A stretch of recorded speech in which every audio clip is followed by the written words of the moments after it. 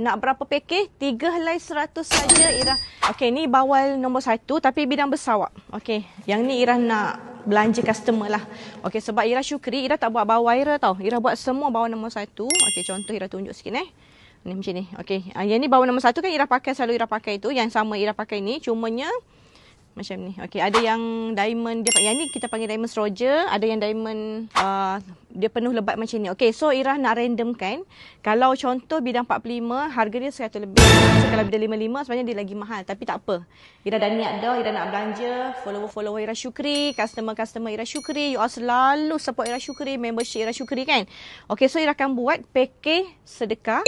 Okey, package penghargaan untuk follower Ira syukuri. Okey, untuk customer-customer Ira syukuri, you all boleh grab. Allah Akbar, jatuh jawab. Allah, kiri kanan jatuh. 3 helai Ira akan bagi dengan harga dia 3 helai RM RM100 saja.